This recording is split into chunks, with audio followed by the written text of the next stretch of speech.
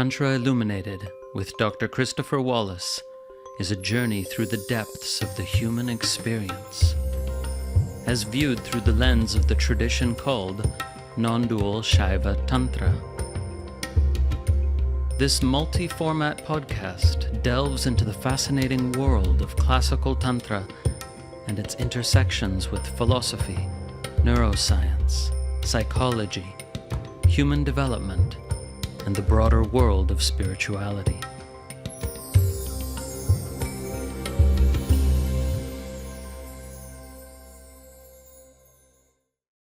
Today's episode is a conversation, and I'm speaking with Kiran Trace. Kiran is a renowned teacher, speaker, and author from the west coast of North America. She is a human development expert, known to her many students and clients as a game changer. She's developed quite an amazing toolkit, specific and powerful tools that help people become free of suffering and integrate their awakening. And her own journey is very unique because her awakening unfolded in almost the opposite order from what we usually see. In 2005, she had a massive, spontaneous blowout of an awakening with no context, no spiritual training whatsoever. And it took her 10 years to integrate that awakening. And she learned a lot along the way, as you'll hear. I'm happy to be here with Kiran Trace, who in my view is really one of the great women teachers alive today, guiding people in the path of awakening. I don't know if she would call it that, but we'll get to that. So it's really it's an honor and a pleasure and a privilege to be speaking with Kiran. Welcome, Kiran. Thank you so much, Christopher. And something I've said to you before, I just am really touched that you can see me in that light because obviously your teachings are just so unique and so special. And I'm so grateful that you exist in the world today. And I'm so happy to be able to know you and get to know you. So happy to be here. Yeah, wonderful. So a lot of my listeners will not have heard of you, the majority, I would think. So if you could just tell some version of your story, whichever version comes out now, of how you shifted from what people call a normal human experience, which maybe is actually an abnormal one, into this other way of experiencing. And I don't know, what terminology you use for it, but it doesn't matter what about terminology. But I'm curious how you characterize the shift you had, and if it was one big shift or there were several more after that, or yeah, just a little bit about w- the process or the experiences which changed your life and everything. Yeah, I'm happy to share. So I was someone who was quite secular, we'll say. I was very identified with me. I'd had a really abusive childhood. I was raised in a ritualistic, violent situation for a number of years, and just extremely ill-equipped parents who were the epitome of negligent. So in my life, I was quite a young woman when this happened to me. I was in my early 20s. Um, I was just a very traumatized person. I was doing my best, doing the best we could. I had done a lot of self awareness in terms of emotional healing work, pretty much ever since, I was a teenager, young teenager, because I was sort of a non functional person. I had extreme PTSD. I had all kinds of traumatic episodes that made it difficult to live like a normal life. Um, and so uh, a lot of sort of therapeutic tools and things like that. I wasn't spiritual. I didn't use meditation, or I hadn't really been introduced or called into that world in any way. And but then, um, sort of a number of years later, I found myself kind of having a very like more functional experience of the world. I had a little apartment in downtown. I lived in Canada, Vancouver, Canada, and I had this great job and this great apartment, and things were happening pretty smooth. I had good friends that were consistent and knew that I suffered from PTSD and were super supportive. And I just was having one of those like it girl lives kind of. It had changed and shifted to a place that I could find genuine support and nourishment in life. And then one day, I was walking to the bus stop to go to my job, and I noticed all the lawns were on backwards. So I was walking down the street, and all the lawns were backwards. And I didn't even really trigger to that too much. I was like, oh, I might be having an episode, or this might be pre seizure or something, because I was really in that modality.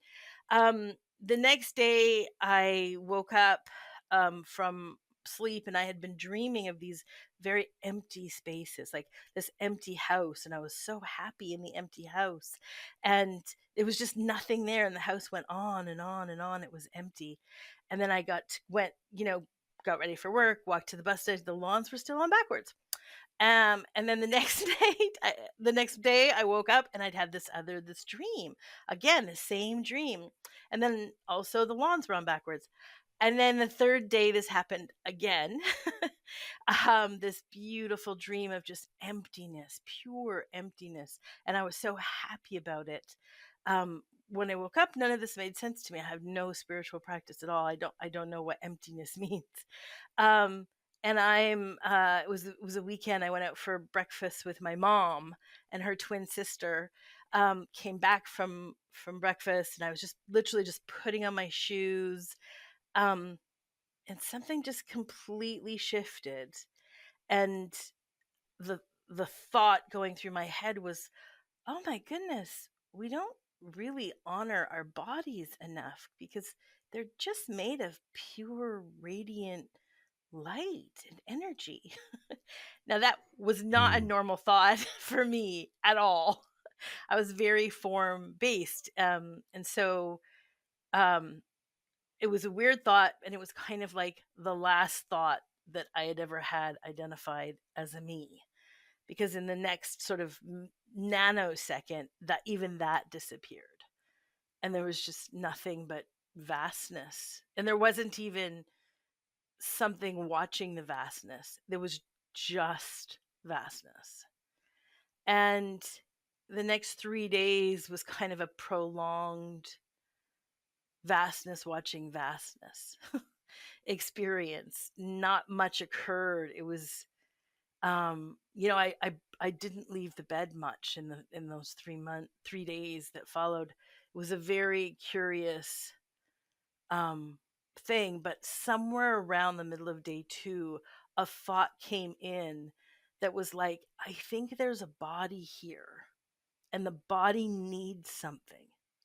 And it wasn't a neutral, it was a compassionate thought. It had this enormous compassion, like and such a tender, bittersweet, almost sadness to it. Like there's something here that needs love, and I don't know how to find it.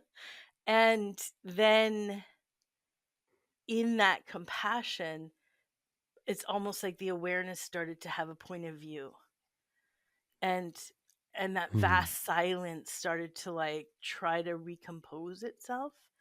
And it was just a movement of pure love and compassion coming back for itself, as how I know it today, like many years later, nearly 20 years later. So then, as it comes back for itself, it was a long integration. But in that sort of short time, like inside of like the middle of the second day to the middle of the third day, then it could start to find its body again, so to speak. And it wasn't capable of yet understanding like hunger or thirst or fatigue, but at least it could assemble body, room.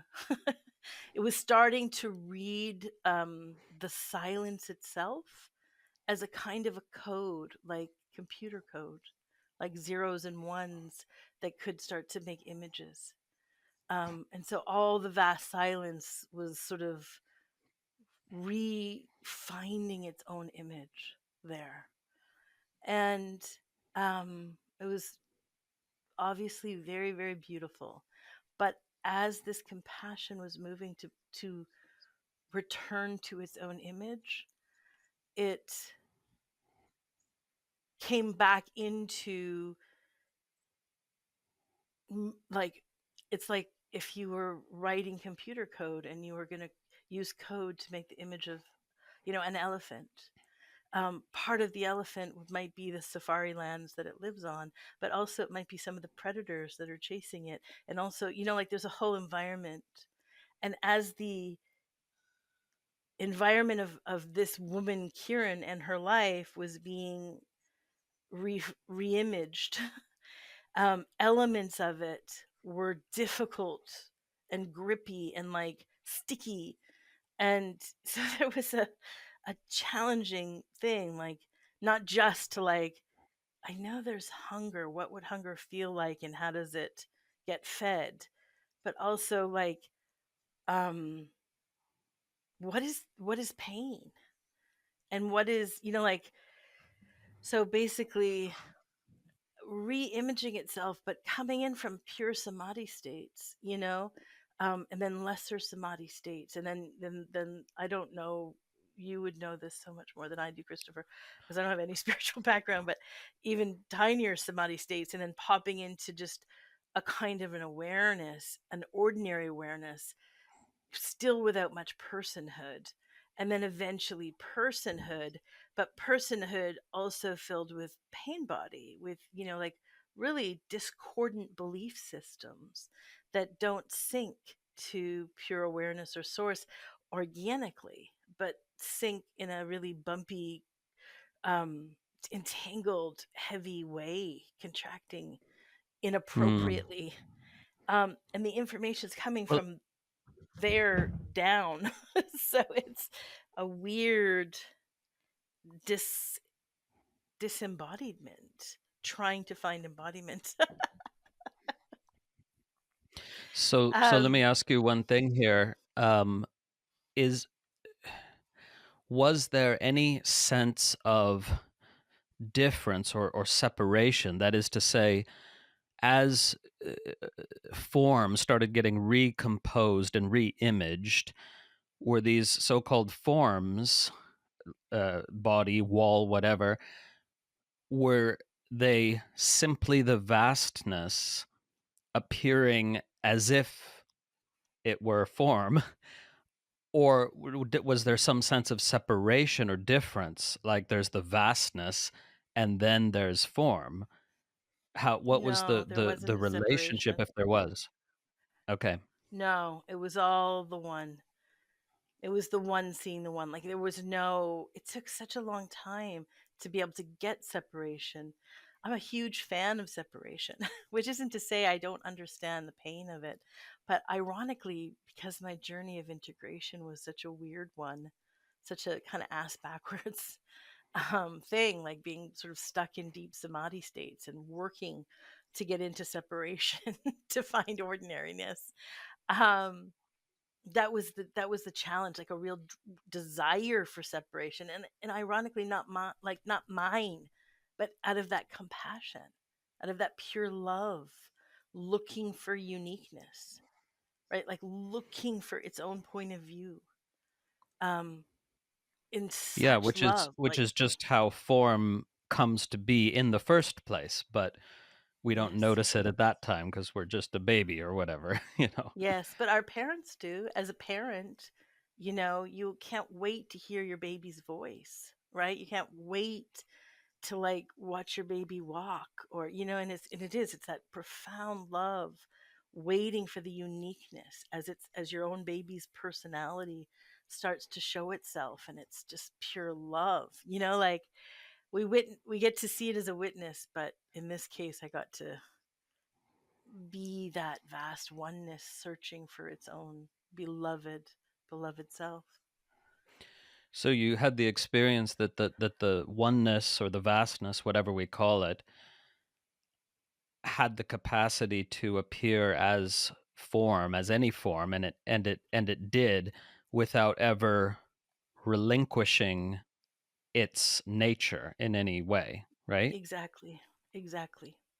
I mean, it became very difficult. In fact, it took me years to see form complete, like complete there, because it was always source, and it was source appearing as, and I didn't always see the full as, the 360 of the as. It would dissolve back into empty before I could get to the full form. Um, I would say it took me at least 3 years for this vastness. I always say, like, to read the code into the full expression of the form. Yeah. Okay, so this is interesting, and we actually have some writings in the Sanskrit language describing exactly what you're talking about. I can share them with you later. And this movement back and forth where the forms never fully coalesce in that period, where it's the vastness is like manifesting as something, but it doesn't quite make it, and then it melts back into Yes. unimaginable infinite presence, or and that pulsing back and forth. You get to Yes. have the direct experience of that. It's really wonderful. It's beautiful to know that. It's so special. It's like you're the only person alive on earth who knows that there are these teachings from 1,000 years ago. It's so beautiful. Well, not the only one, but one of the few who's Very rarefied commenting. company. And Yeah. certainly one of the very few who actually has some level of understanding this himself because of your own awakenings, that it's not just Yeah. theoretical for you. Yeah. Yeah, thank you. And the question I wanted to come to is that you talked about the seeing or sensing as the form was recomposing that this body had pain and had ideas or stories or confusions that didn't seamlessly integrate. That, of course everything is integrated with the one, Everything because is itself. Yes. right, it is the one, but the seemingly rough or bumpy or mismatch almost, it's hard to find the words for this, right? But not a full alignment right there. And when you saw this, there was still no sense of a me. I imagine it was just seeing, oh, these formations of thought or confused ideas there, that they're here in this body mind, but not belonging to anyone. And did they pose a problem to be solved, or what was the kind of impulse of how to address these apparent misalignments, or this pain and these stories that were still there in the body mind? At first, it was such a pure heartbreak, weirdly. It was like this compassion sort of being brought to its knees, like this pure love looking for itself and finding these parts that were clearly itself, but were so, later the term I gave it was effort versus effortless, but it's like we call it aligned or out of alignment, right?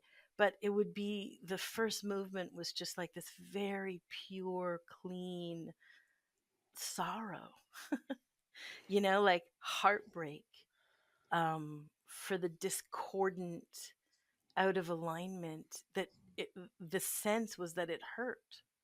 It may have been a Yeah. belief system or a story, but to the vastness that was becoming compassion, I was it, at that point I wasn't aware. Later years, like, once I could start to see form better and sort of year 3, I'd say year 3 to year 8 was an enormous amount of transforming and healing these discordant pieces. And the way that source was doing it was this, and I could track very precisely the movements at that point, was this vast, pure, empty, gorgeous, alive fullness becoming energy, then, becoming light. And then the light reabsorbing this piece that had been knocked out of light, was having less light in it, less energy in it. um, and which is why it was effort, and watching the light reabsorb itself and turn it back into light, this alchemy process, um, which is now part of my toolkit that we do in our classes. We use this process because I could redo this process, and make it repeatable and then make it accessible to people. um, but at the time, coming back to, like, we're still in like day 10. We're still inside the first year. um the pure heartbreak was like, it wasn't this very new, like, sometimes people will think of spirituality or the vastness as very neutral. um but it cannot be separated from this vast love. Like, the love is almost the first movement out of stillness, and that love has a point of view, and I was watching that point of view be, ironically, a very clean, very crystal, very clear sorrow for something that felt less itself, and or felt like harm. But it was very open-handed. It's not how a separate me grieves or has heartache. It's a very open, curious, um questioning space, if I have to give it adjectives. So this heartbreak isn't, as a human who has heartbreak. And certainly, once I became integrated, which took me a good 10 years at least. and Mm. and there's been many phases. And not too long ago, about 3.5 years ago, I had, some fairly severe health crises, and ended up sort of in a near death experience, and visiting some off planet experience. It was just, like dying for a few minutes, and then coming back and seeing form differently and integrating differently. But back then, in that space, I did get, like, all these movements were so, no, like, there was no me. And today, if there's heartbreak, there's a me there. There's a me that wishes it wasn't so, you know,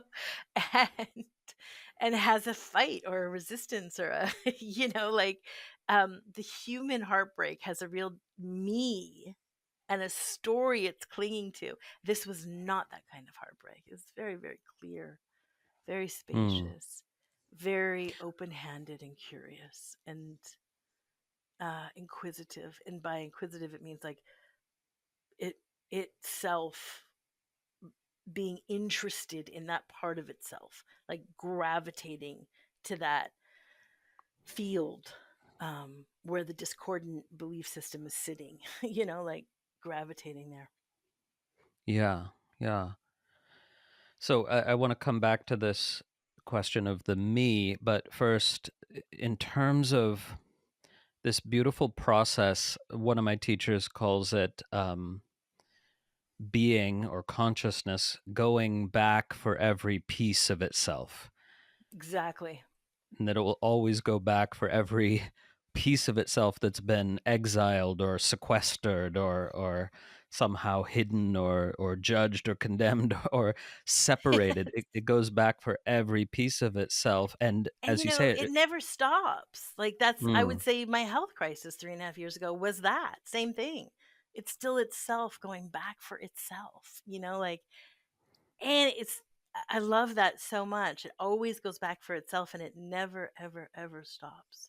That feels like it's such an eternal movement that no part of itself will be left unseen or unmet.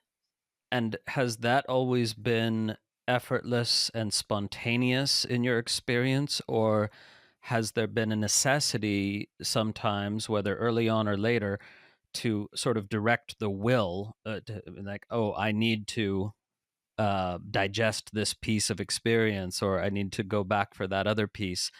Is there any directing, or is it spontaneous effortlessness, or is it directed effortlessness? Would which of these would describe it for you? At first, I would say it was a desire for the first. At first it was a desire to have some kind of will, and to have some kind of a will that could make choices, right? So this is leftover conditioning of control, but at that point, of course, I had no awareness of that. But there was these impulses coming out of these discordant pieces of wanting a point of view and wanting a will, and sort of it would seem justifiably so I could feed the body, so I could like live my life, or like get my paycheck or go to my job or whatever it was, right? But none of that was actually true, because life does life very beautifully, and anytime any piece of will would try to be resurrected, it would get washed back into emptiness quite quickly. And I know that a lot of people listening might pray for that, but I promise you, you do not want. It's like praying for a tsunami instead of just learning to swim. You know what I mean? Like, um, so this tsunami would come. I used to call it the emptiness. The emptiness will come if there's a me that puts its attention somewhere. The emptiness will come and swallow it. And when I was describing it to Mm. friends, I used to say, there's this movie, The Never Ending Story. And in this movie, there's this vast emptiness that's going to come and take everything. And it felt like that. Mm. It was like if there was a me that would resurrect for a second, suddenly the emptiness would swallow it whole again. And sometimes this little me would try to hide out somewhere, but the emptiness would reach in and just wash it and dissolve it away. Yeah, and but to make a contrast, if there is one, I think there is one, in the movie, right? The nothing is this terrifying thing that's is pictured as a bad thing, and it's maybe actually really not. I don't remember how the movie ends up, but this emptiness, I would characterize it as awesome in the original meaning of that word, just completely awe-inspiring and completely incomprehensible, but not bad in any way, right? It Yeah, doesn't have it's any not negative, bad, it's right? not dark, it's not terrifying. In fact, it's beauty itself, it's life itself and aliveness itself. But from the point of view of the pain body, the point of view of discordant peace, it does tend to paint it as scary, as Yeah. terrifying. So when that piece tries to resurrect itself, it's obviously like it's a piece of control wanting to have a point of view. And so, from control wanting to have a point of view, it is seen as terrifying. There's no accuracy to it, because none of our discordant pieces, our little baggage pieces, are accurate at all. And certainly not accurate about reality. But it does feel like terror, and it feels like dying, and I don't mean that in any kind of like poetic way. um it's very literally Mhm. like that which is what I am is being eaten by nothing, by a nothingness. And there's a terror. It felt very much like being buried alive in many ways. Like I'm conscious, I'm awake, I'm here, and then it's being eaten, the tsunami. Now, I didn't Mm. have any spiritual teachings. I have no spiritual teachers. I have no spiritual mentors, right? At this time, I have no um, ballasts to help me understand what's going on. So this is happening completely in isolation of itself. And that is not something I would recommend. Don't recommend it. Yeah, of course, and, it's mysterious how this happens, but somehow it can change the flavor of the experience when the exact same thing is happening, but a respected teacher is telling you, "Oh, this is wonderful. This is exactly what all the, scriptures are talking about in this non-dual tradition, somehow there can be, uh, in some people at least, a kind of it can aid in their surrender, or their trust in the process, even though it can remain terrifying. Yeah, I think by having support, and certainly in my students now, and you probably for sure see it in your students, um, that the support allows for obviously more integration quicker, much less resistance, much less terror, much less fight.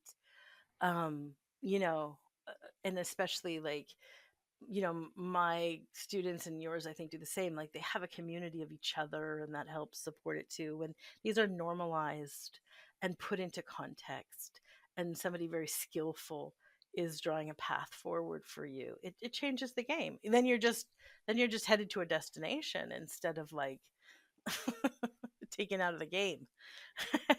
Yeah, yeah.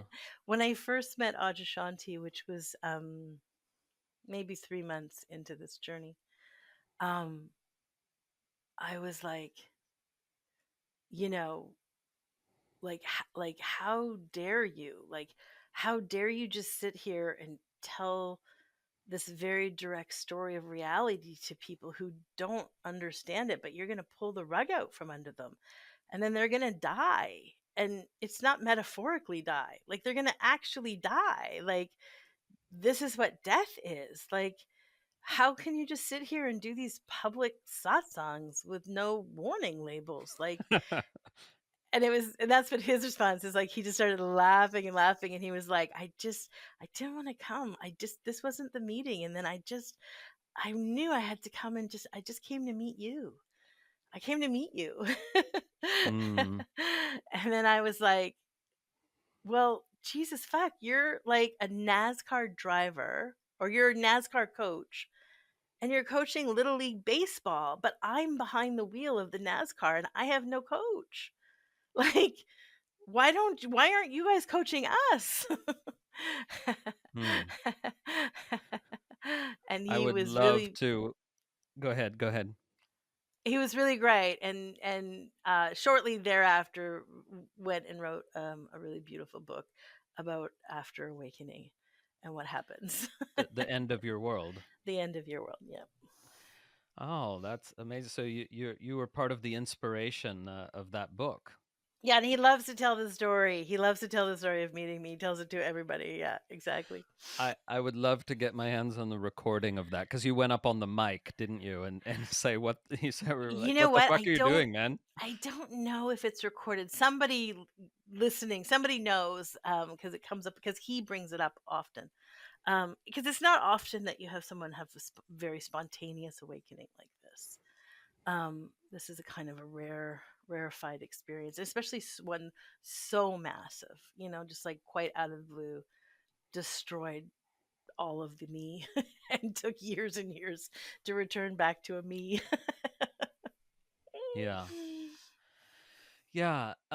Okay. So a couple of questions here, and it's nice to have the Adyashanti connection, by the way, because uh, he and I were friendly for a while when I lived in California, and he read my book Tantra Illuminated, and he told me that he read it cover to cover, which he never does. He doesn't read books cover to cover, but somehow Tantra Illuminated just grabbed him, and and then he had me send him another copy because he lost his copy. So he's we're all fans of each other here. It's wonderful. Yeah, well, some of us, and Aja is just the dearest friend.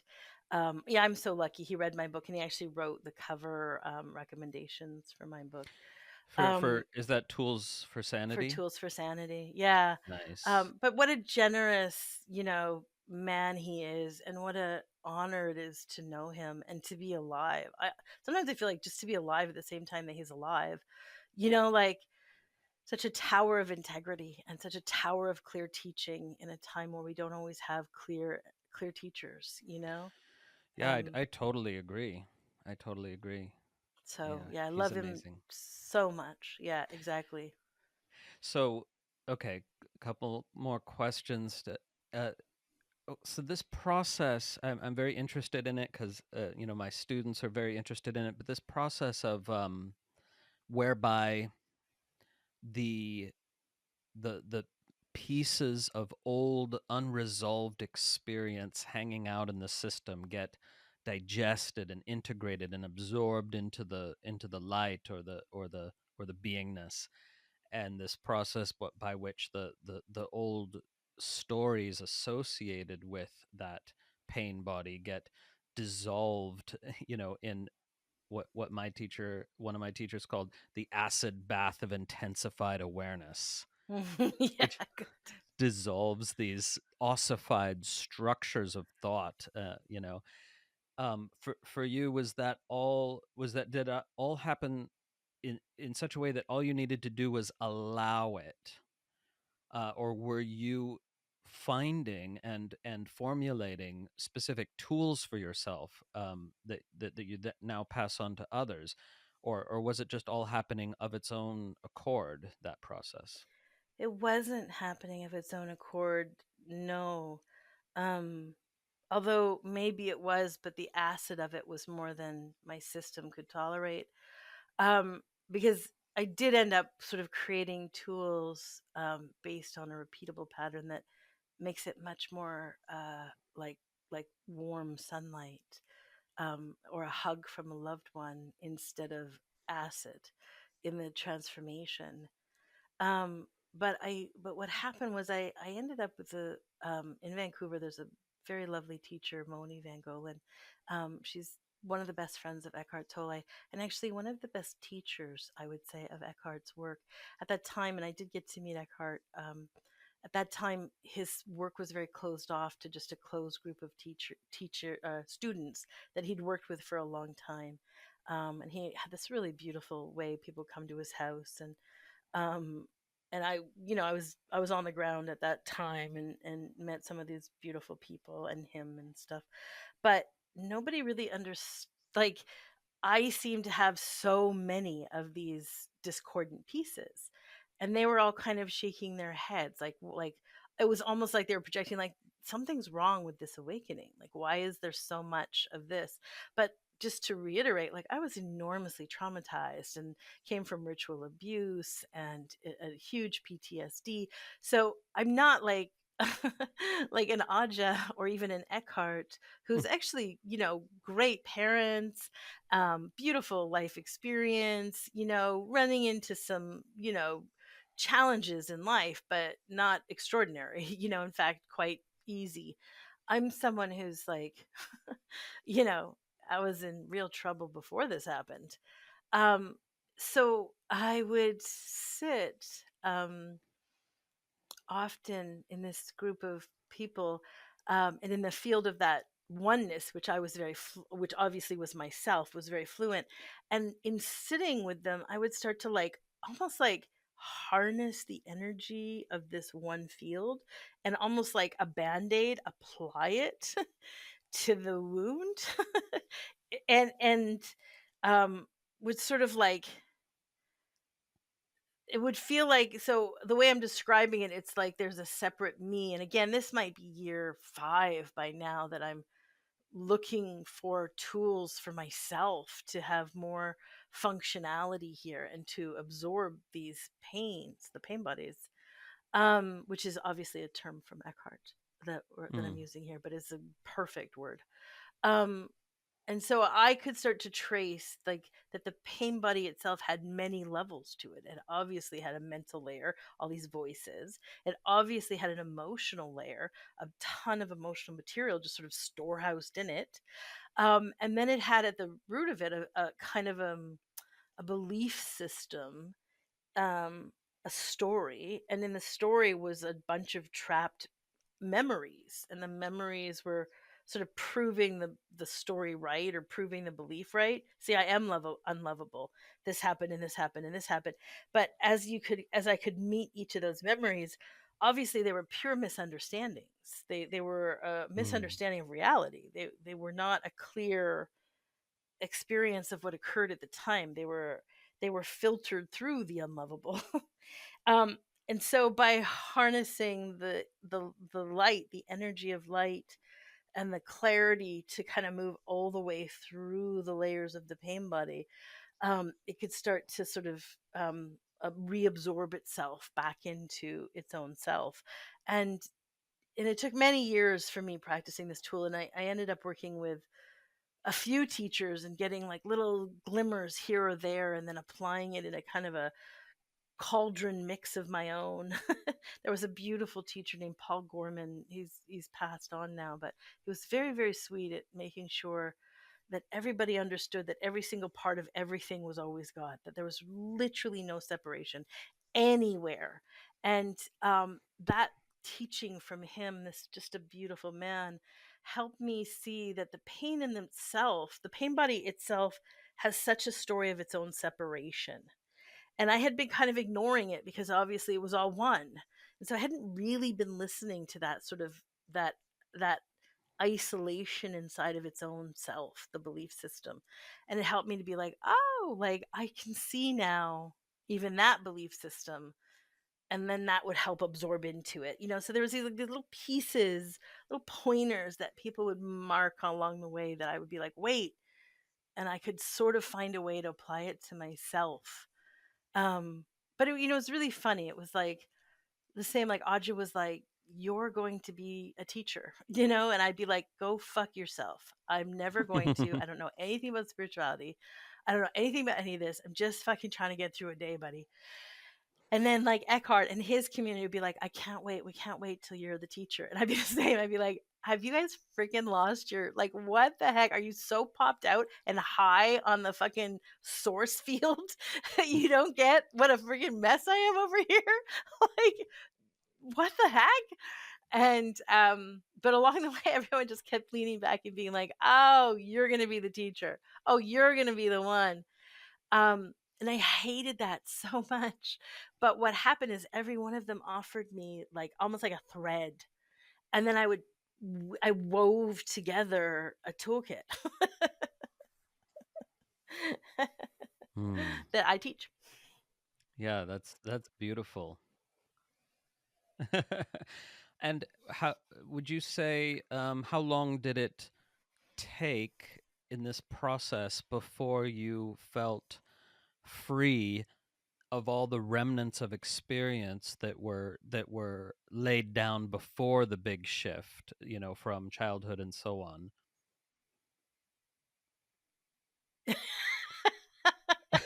Still working on it. I'll get back to you. Let me get back to you on that. Um, this is actually what I say to everybody that I work with, and I'm sure you can relate. Vastness, this vast field of oneness, doesn't complete itself. Like, it's not looking to return to its original nature as a set point. There is a thing, there's a value, and the value is evolution and freedom, that comes from source itself. This is part of why source expresses itself as form. um, and humanity has a long way to go for evolution.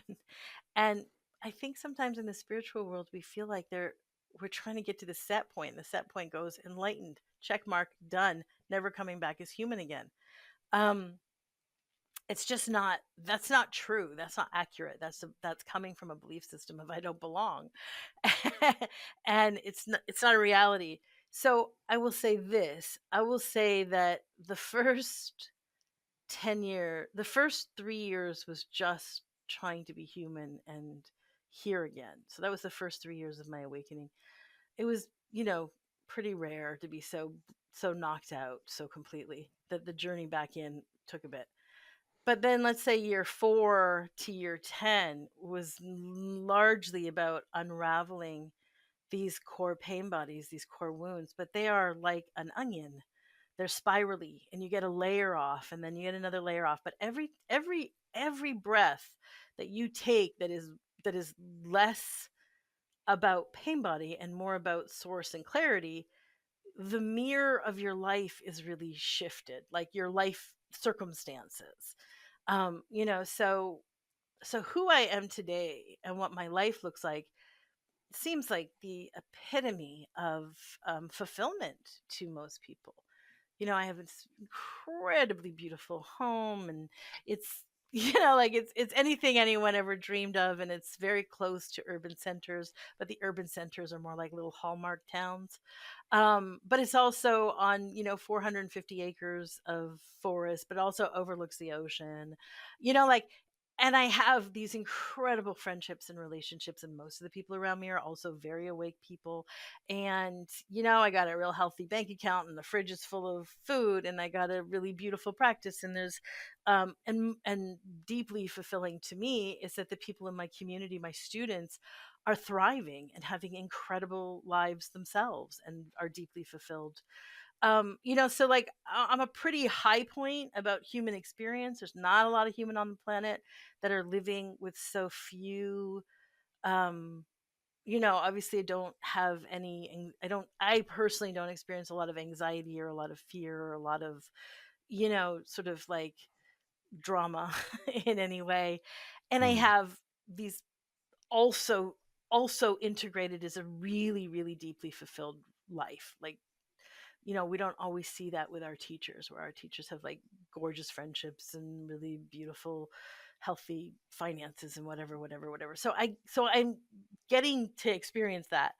But the real answer to the question is, and I am still committed every single day to, or this that I am is so committed to unraveling itself. And as I mentioned about 3.5 years ago, quite an enormous health crisis in which I, was dead on the table for a few minutes, and consciously and awakeningly got to experience what happens next, and then come back. But all of that was a part of coming back for itself, and more belief systems and more karmic movements.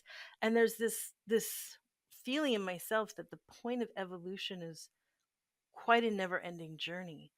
And I am I describe this to my students. It's like we're all these little beautiful avatars. Source is expressing itself as Christopher, as Kiran. And Christopher's an avatar in a video game. And he's in level 10 of the video game, And and as he's playing through the video game, that level represents a belief system that Christopher's working through. And maybe it's, I don't want to throw I don't know, like let's just maybe I'm at level 6. okay, maybe it's level 6, right? Maybe he's just going through like not worthy or not good enough. And at the beginning of that level, things that Christopher mastered in level 5, total mastered, clear, had it, totally comfortable. It's all good. At the beginning of level 6, you're back in beginner, because at the Mm, beginning of the video game is like all those like bombs are being thrown at you and things falling from the sky and the demons coming up, like the Maya presents itself. And now life is asking you to resolve a level of karma that hasn't had consciousness on it before. And so it's like those demons and those boulders and those things in the video game that are falling on you are they're framed differently. They're framed from a place that hasn't had consciousness. At the end of level 5, you had consciousness all through that, and it was really clean, and it didn't even feel like a bomb or a demon. It felt like a little peck from your best friend, because you were so conscious through it. But then you start at level 6. As soon as you master level 5, you're put into level 6. And at level 6, it's demons and monsters and boulders again. And you're like, how am I back at beginner mind? Like, how is this going? But as this level of the video game goes, and maybe the level's 3 years, maybe it's 4 years, you are ebbing through this belief system. And somewhere in the middle, you're like, wait, you catch your breath. You have a few like extra, like the avatar got these extra gold stars and money coins or whatever it is in the game, right? So you have these extra tools. You're like aware. You're like, I got it. I know what I'm supposed to do here. I got to see through this illusion because it's just God here. You're like, I got it. I got it. In the next 2 years of that video game is you just going, right, here it is. That demon is an illusion. It's just God. I see you, boom, boom, boom. And you're just yeah. collecting the stars and collecting your little, and you get to the level 6. And man, that last year is groovy. It's really peaceful and spacious, and people might be like, "Oh, you've arrived," you know? But as soon as Mm. it fulfills itself, you're going on to level 7. And at level 7, it's a hailstorm of demons and boulders again that you've gotta and it's just representing another layer of a belief system that doesn't have consciousness.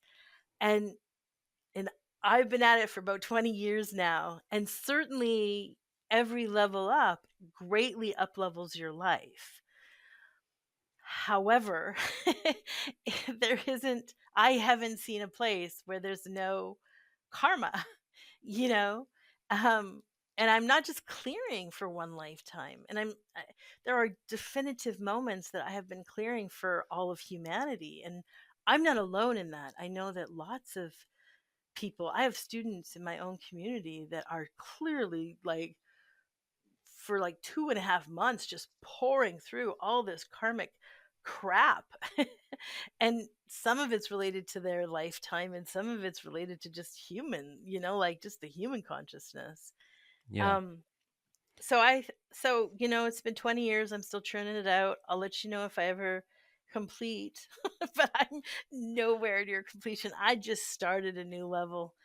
um Yeah, me and too. so you and I are back at beginner mind. Yeah, it's nice. I mean, it's can be painful, but it's nice too.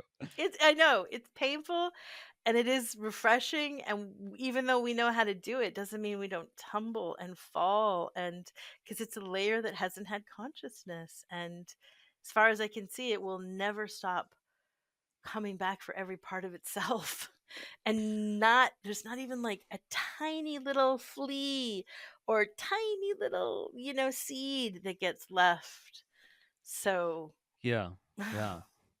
Okay, so I think we're in agreement on all this. I just want to, kind of articulate my perspective a little bit to see if we are, not that we need to agree on everything, but it's interesting to see if, oh, is this the same perspective with different words or not? And I completely agree that there's no end point, and the reason there's no end point is precisely because consciousness, or whatever we're calling it, never left itself. And if it never left itself, there can't be an end point at which it finally returns to itself, because how can you return to a place that you never left? it's And beautiful. I love that. y- That's really beautiful. okay, so there's that. And in this process of consciousness going back for every piece of itself, of course it's a paradox when we put it into words, because there is nothing but God.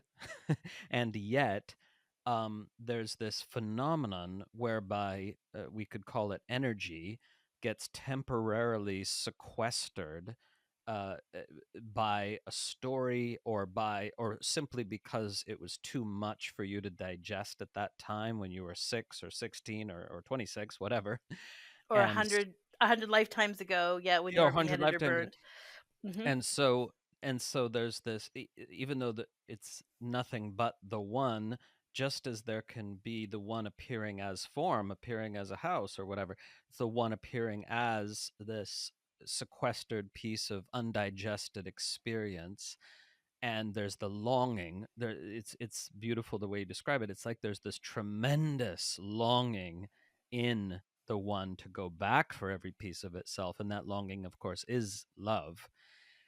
And so I agree with all that. And the piece I was kind of pointing to is that, even though there's no end point, some what can happen is, like, okay, all the stuff from childhood, for example, can get digested and devoured and integrated, such that it's as if the child is now gone. It has dissolved. Like that piece of experience is done, and that that child's self doesn't exist anymore. I mean, even if this is rare, but it can happen this way. And thereby what you're digesting now is not the stuff from childhood. It's other stuff. Like it's, as you said, we even end up digesting on behalf of humanity. And there's this weird thing where these days people talk in the spiritual scene about, oh, you have to know what's yours and what's not yours, and you have to deal with what's yours and not try to deal with what's not yours. But there isn't any such dividing line in reality. It's a mental creation. So we, of course we end up digesting pieces of experience on behalf of humanity. Like you and I, I'm sure, both know women who've been digesting the years and years of witch burning, on behalf of all women. They're digesting that, you know And and some men, because you may have been a woman in that incarnation, but in this incarnation, you're a male. yeah, Like absolutely. all of us have been burnt at the stakes, and all of us have been the inquisitor. Yeah, that is a beautiful thing to mention, by the way, because people get identified with the victim, in their own life and in other lifetimes. And we also have to digest the grief of having been the inquisitor. Yeah. That's so We've been important. male, we've been female, we've burnt on the stake, and we threw people on the stake. Like, welcome to Yeah. karma, welcome to reincarnation. So when I was asking about, like, how long did it take you to finish digesting your traumatic childhood? Um, you know, uh, I've certainly sat with people who have done that, where, and not to say they're finished with digestion and they've reached the end point, but rather that is no longer what's being digested anymore, and that child self, that part of the pain body, has been completely reabsorbed. Do you agree that that's possible? I would frame it differently. I agree completely with the overall point of what you're saying, because this is sort of more my specialty area. Um, I have a lot of I have a little more nuanced when I would say it. So I Hmm. think every Please. person is unique, and for if we're going to take, like, if we have a traumatic response somewhere to something, obviously it's very natural to look at the circumstance around you that might be triggering the trauma. And then the next step, of course, thankfully, as a society, we have enough awareness to go, okay, then what also happened when you were a teenager, when you were a child, that might equal some of this trauma. But when we're talking about our craft, right, when we're talking about source, this is not a therapeutic model. We're talking about original source and using and harnessing source itself. Source doesn't have time the way our separate self uses time. So Source doesn't have a story of like Kiran, and Kiran is this age and she was born at this time. Like, that's not Source's point of view. And Source is aware of all your Yeah. timelines. Your whole Akashic record exists in this one moment. And so this whole moment exists, and in this one moment, that traumatic belief system is represented through numerous events in numerous lifetimes. Each of us are unique. And so as we're, like in my specialty, or like the specialty of the tools that we offer, is we give this really very clear, very beautiful pathway of how to harness source and use it to unravel these traumas.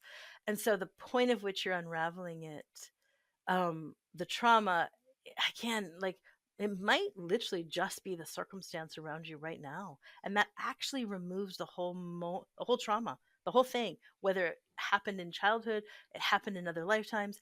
It, uniquely, all you needed to do was just to harness it and remove it from the circumstance, and poof, the whole thing's gone. Where for somebody, or that whole layer is gone, because as we previously mentioned, there'll be more layers and more layers and more layers, but the layers that liberate you and bring you profound freedom and many more portals to source.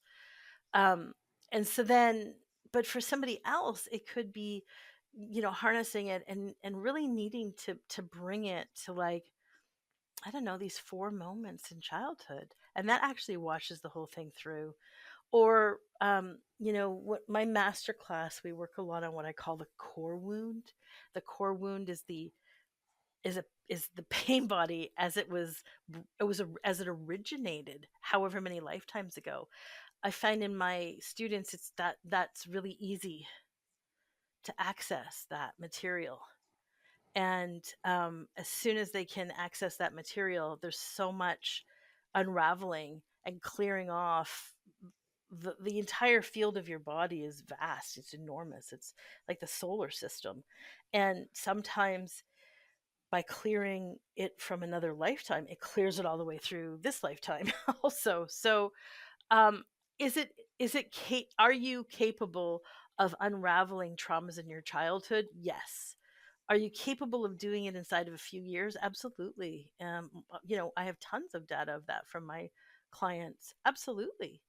Are they left without that child self? No, in fact, we become much more playful and innocent and childlike, but we don't have the trauma imprints. Um, and Yeah, I yeah, definitely want to exactly. spread the message that you are inbuilt to transform your traumas. You are, like samsara's a lie. Like it is not. Like you have inbuilt in you the capacity to unravel the traumas, and you can do it inside of a few years. Absolutely. You do not have to live with walled off parts of yourself or with traumatic responses, considering that to be normative. Like, no, no. In fact, use your inbuilt systems to transform and heal and have a lot more freedom. Yeah, totally agree. And yeah, exactly. When I talked about kind of that the disappearance of that child self, not meaning the the capacity to be childlike and free and silly and joyous, but rather, of course, just the this terrified, hurt child which never got loved. That part can get fully reintegrated, and it's Yes. a huge thing. But as we're saying, it doesn't mean that then there's nothing else to integrate forever. Of course not. Yeah. But it does mean that that level of freedom can keep going deeper and deeper and deeper. It's like can you win the lottery? Of course, you're inbuilt to win it. And using the lottery as a metaphor of unraveling childhood trauma. But like, yes, of course you can. And in fact, you can fully alchemize it. And I'm so sad that the therapeutic models don't reach that deep. And they really only talk about walling off these pieces and finding ways to function in and around it. Once an alcoholic, always an alcoholic, or once, like whatever, like those therapeutic models have missed that you have this whole inbuilt system that can be fully alchemized, and it can be fully alchemized in relatively short periods of time. But that means like then you're just like you want to just keep playing the lottery because you could keep winning. And there's more and more space and more freedom.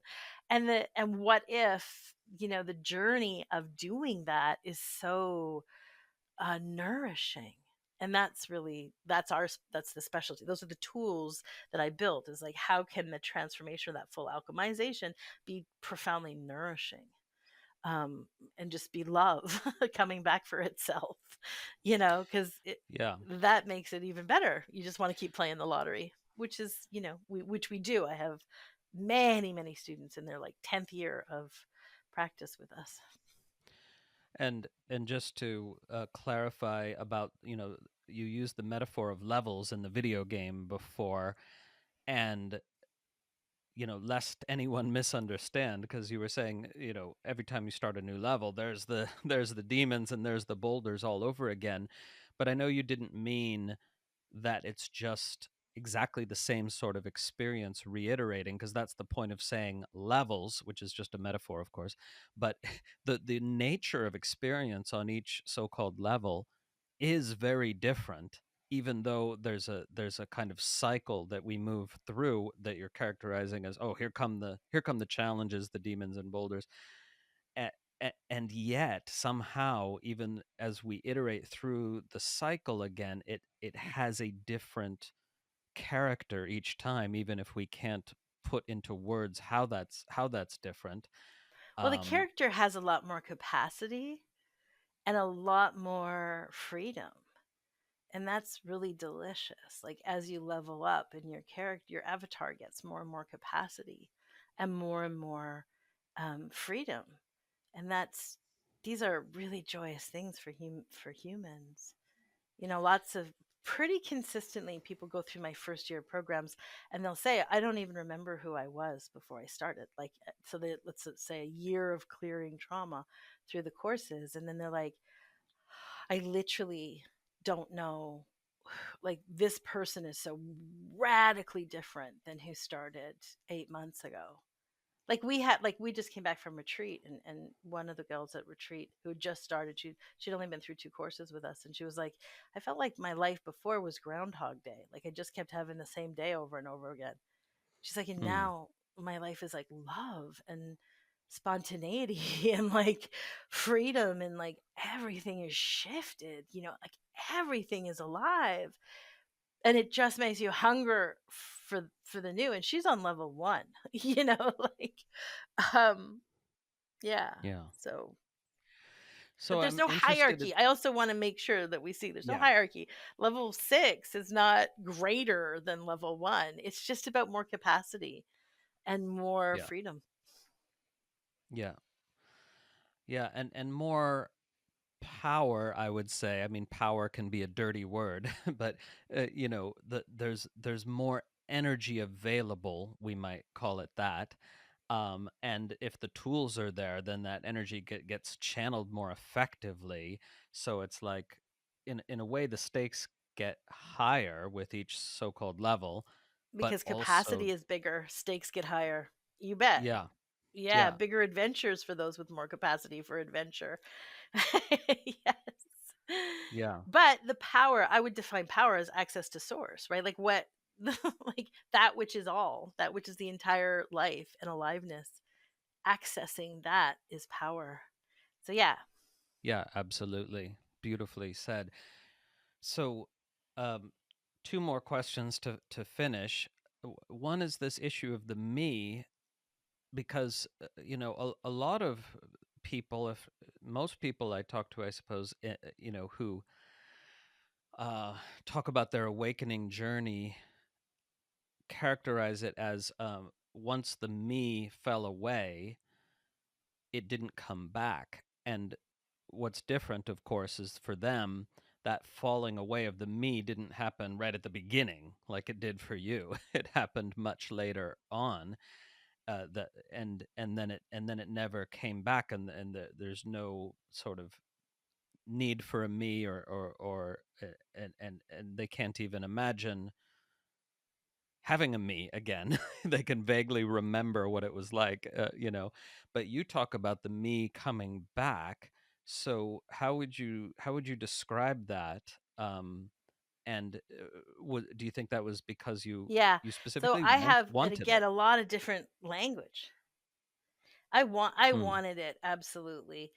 Um yeah, I think a more common journey is that, right? Like, then the me fell away, and then I started to access deeper states of consciousness. Also, like the journey goes in that direction. And so for them, the definition of a me is that which identifies as a separate self, and it has that kind of general meaning.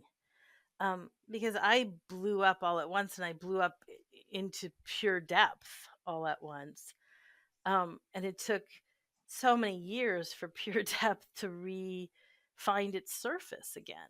You know, um, my story of a me is the is more like well, the me go and a personhood. So the me meaning that separation inside of a belief system. So a piece of like injustice. A few minutes ago, I used the word victimhood. I use the word injustice. So I say there's a wound here about injustice.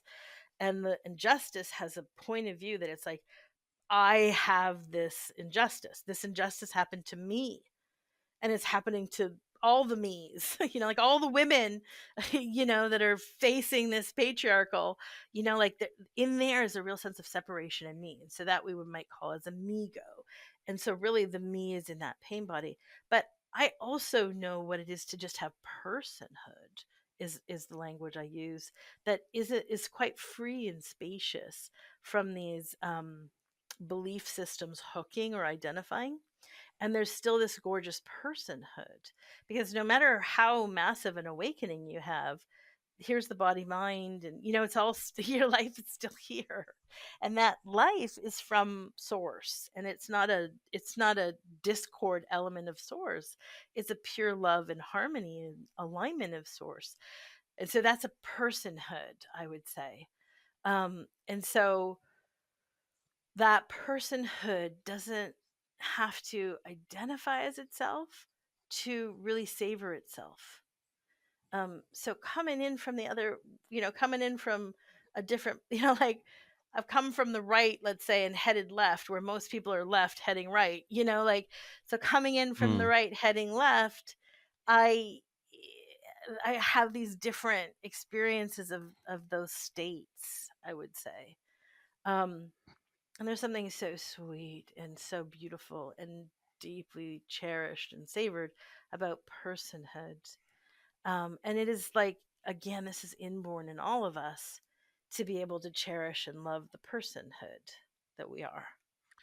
Yeah, that's beautiful. Okay, so that really helps to clarify because you're not talking about the experience of a me separate from the universe. You're talking about the one's capacity to savor its beautiful Kiran-ness. Is that Yeah. right? Yes. And it's really handy to like have that point of view and then like eat Cheerios in the morning and just like savor that whole experience. Like it's still just God and light coming in the forms of like Cheerios, like maybe it's even honey nut Cheerios this morning, like, and then what it feels like going through your belly, and then the satiation of the belly and how good that feels, and your favorite shoes and your comfy sweater, and then to go for a bike ride or a swim or play with your friends. Like, it's so fun. Yeah, so that's my last question about your moment to moment experience or your day to day experience. Um, I mean, I would presume that even after all this coming back into form fully and coming back into ordinary humanness, that it's still very different from before the moment you looked at your shoes when you were putting on your shoes. and and how would you characterize it? Do you feel a a constant connection to source that's constantly nourishing you, and what how is the experience of pain different from before? Anything you can say about your kind of daily or moment to moment experience of reality would be wonderful. Thanks. Well, the main thing is it's just much more integrated. And that's something that Audra said to me. And I think that's a thing that a lot of these teachers, when they were looking at me and saying, wow, I'm really looking forward to you being a teacher, is because they hadn't seen someone integrating like this. Most of the time, if you're left headed right, the integration is a different is different, and I'm right headed left, so I'm wanting to be back in the game, back in the me, back into like this ordinary sweetness. So I will say that there was many years, almost a decade, because I'm like nearly 25 years into this journey. So I would say there was a decade of like, there's always this field of silence and presence and sweetness and clarity rinsing through. And then wherever I am in my level, like really having like some challenges with unraveling karma and having that karma mirrored in my world in different ways for me to, like make it through the level, but always this beautiful field of source, and all kinds of lovely things, because I'm not really living in time the way that I used to before the shoes. And so there was like very little aging happening at all, which was a freakishy kind of like people I knew from high school or from college are like, oh, like you are literally exactly the same. Like you look identical.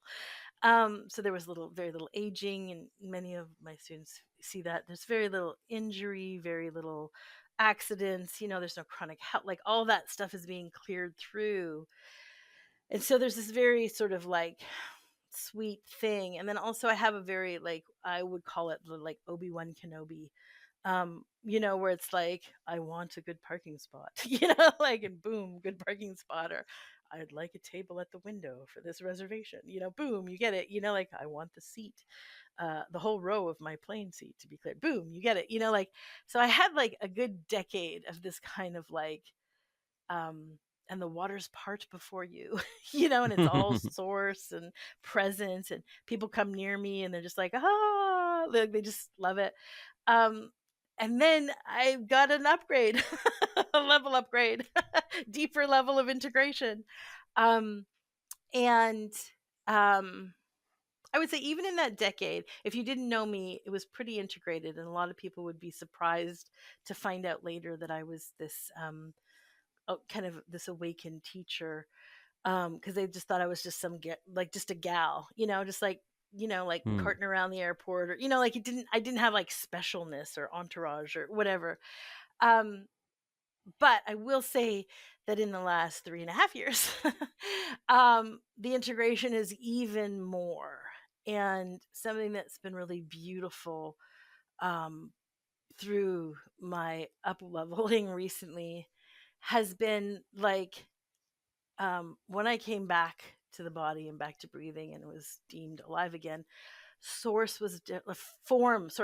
was different.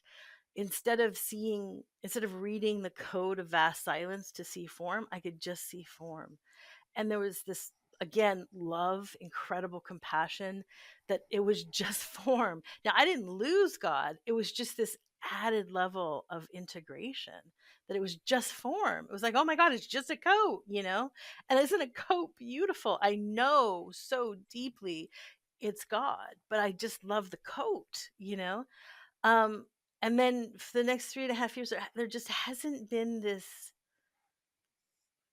sort of always field of source and presence.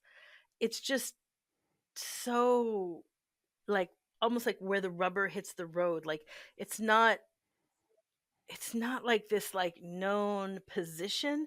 It's like the nitty gritty, like the my honey nut Cheerios is God. Like Coca-Cola is God. Like it doesn't have to be like crystal water from the stream for it to be the same God, or like these sort of like, it's just this so ordinary and so here.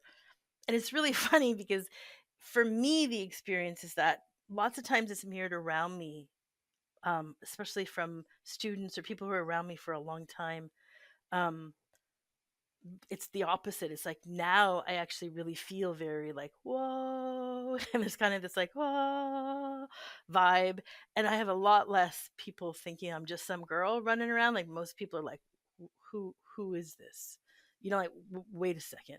So in the last 3 years, ironically, I think externally the vibe is very powerful, like clear field of light. But internally, I feel much more like just like some gal, and much more integrated. It's like everything is God, like literally everything. And now I don't get the parking spot at all. And it just makes me laugh. Or not only did I not get the reservation at the table, but they lost my reservation completely. And the restaurant is full and all the other restaurants are closed. And so try to get some food now, lady. Like it's really different. Um, That's really interesting, and I totally get why this is an up level. Some listeners are gonna be thinking, no, that sounds like a downgrade, but it's like now you are so quote unquote advanced that you can have the experience of not getting the parking spot, and that is God. yes, Thank you. Thank you for seeing it, Christopher. Thank you for seeing it. Yes, I don't have to know God, that everything is God. And it is. It's like the level that I'm at the beginning of this level, it's like it's almost like this test of everything you think wouldn't be God. Like all your biggest taboos, like and hardest things, including dying, like physically leaving the body, like the body's gone, like you're done. Like all these huge things that it's like, is it still God, girl? Is this still God? Like, can you be not even in the heart of the hurricane, but being spun on the outer edge of a hurricane and know so directly this too is God? And so that's the karmic level I'm in. And it is like, it's funny. It's funny. It doesn't have this permeating silence and stillness that I had for like over a decade, but ever since I woke up, so really for 20 years. But yeah, it's quite, it's really different. It's a really different pace. But But again, I'm at the beginning. I would guess that if you actually bother to, as it were, listen for the silent stillness, that it's still there. Of It's just not. course. I don't even Okay, have to okay. listen for it. Yeah, exactly. So you're just going to be quiet for a second and there it is. But it's way further back, right? Like it used to be Yeah. really the forefront all the time. Now it's way further back, and up front is this chaotic struggle in a way. Like, in a way, like I still have this really highly fulfilled life. Like that hasn't gone away or changed, but it's gotten chaotic inside of it, and struggly in a way that I haven't known for a decade. Because Yeah. the silence, the presence, or the alignment of source doesn't just come and eat it and course correct it, because it is it. Yeah, exactly. It's like, can you sit on the street corner and be really, really hungry and have no idea how to solve anything? And every time you take one step forward, you get seven steps back, and know everything is so perfectly aligned and fine and God.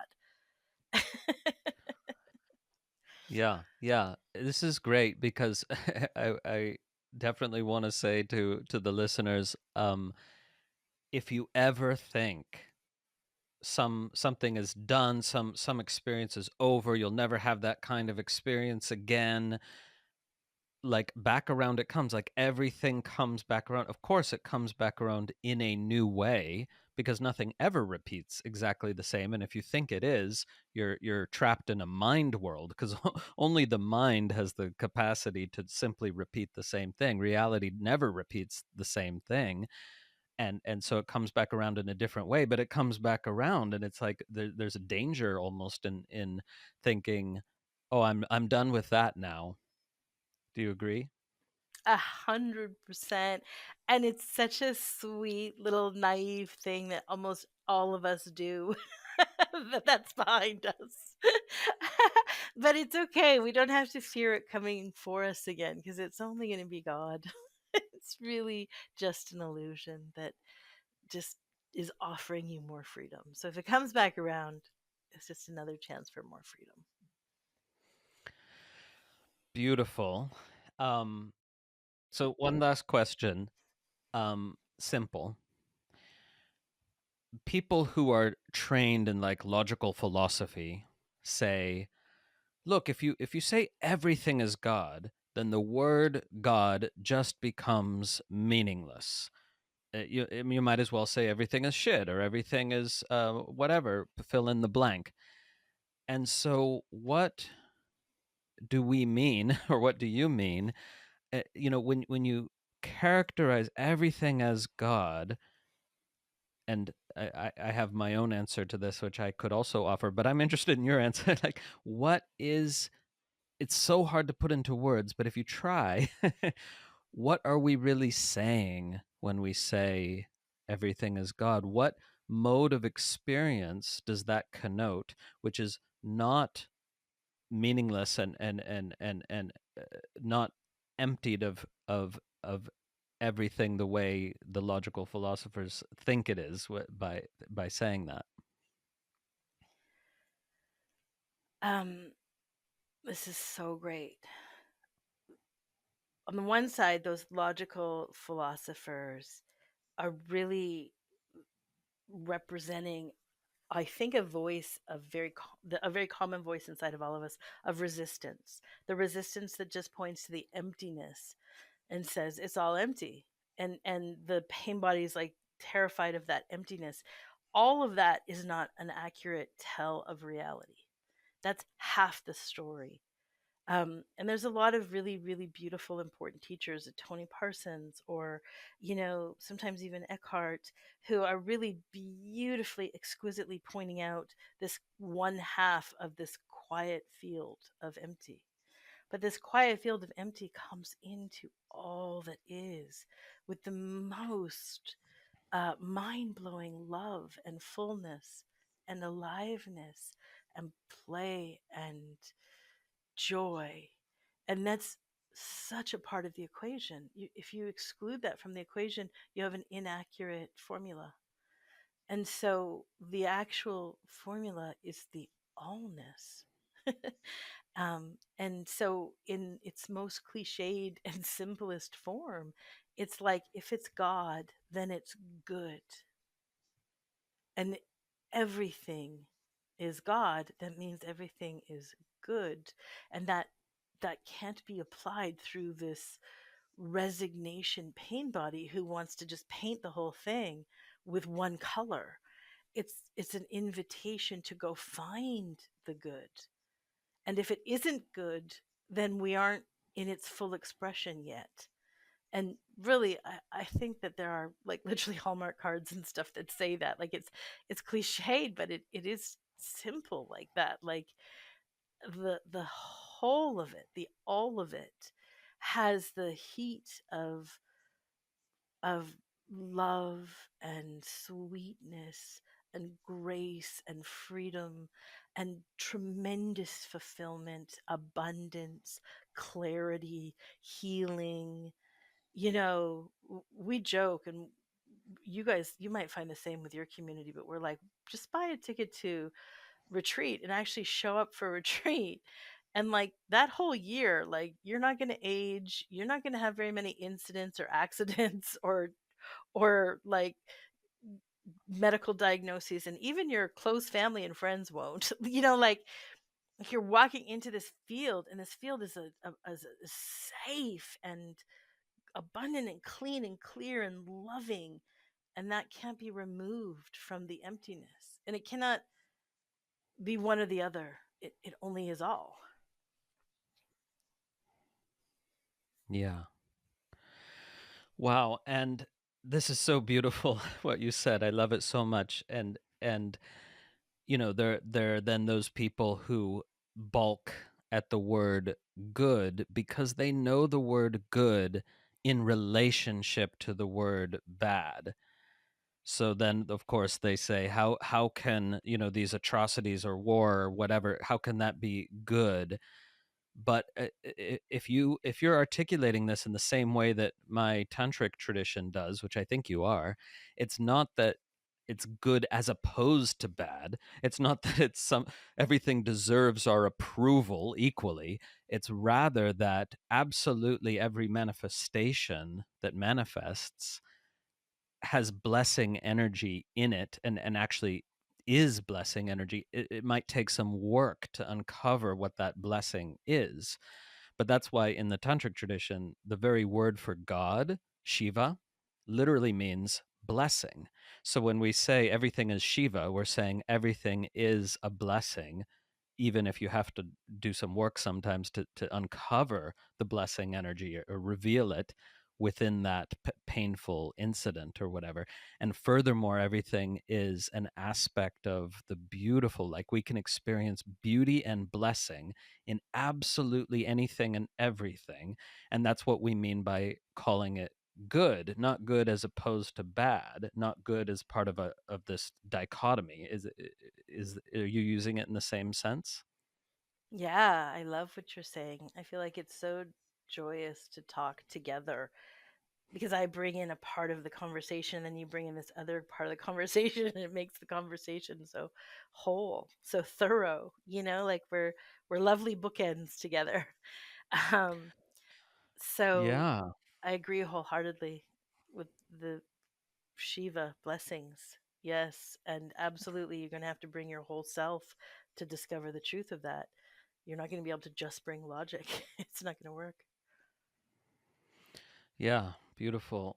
I yeah, I kind of wish we could just keep talking for a few hundred hours until we explore every aspect cuz yeah, there's a great complementarity to coming at this from totally different approaches, totally different backgrounds, and actually discovering the same fundamental principles. It's really an amazing thing.